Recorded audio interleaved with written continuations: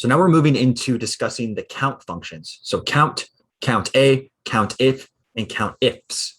So when we talked about the sum functions, we were adding all the numbers up. So if we did a sum, we could add up 1, 2, 3, and 4 and give us a value, give us a summation of what we were looking at. We could do sum ifs based on our criteria. So we would take the criteria and add up those numbers that we decided the criteria is based off of. So if we had 1 through 10 and we wanted to add up all the numbers under 10, it would add up everything from 1 through 9 and give us a number. The count is going to count the amount of cells with numerical values. So as you can see here on the screen, we have a column here with 1, the number 2 written out, the number 1 written out, 4, 5, 6, all the way down, green, blue. So we have some writing and some numerical values. When we do the count function, so I'll click here, it was equals. So we want E3 to equal count, and we're going to count the range. So I'm actually going to extend this range a little bit to give us the full value here.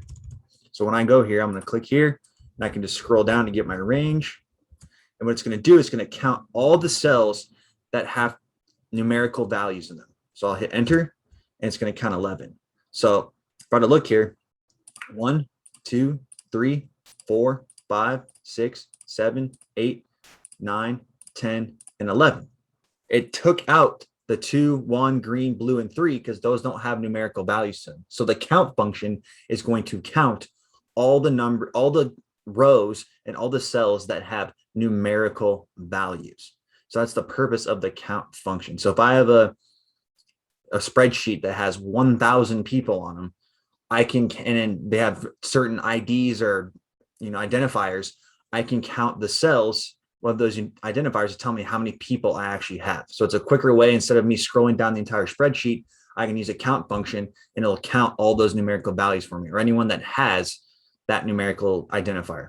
In the next section, we'll be talking about the count A function, which actually helps us eliminate some of the blank cells, but we'll talk about that in the next lecture. So again, if I wanted to do another count, let's do this one by one here. So equals count. So that's my count.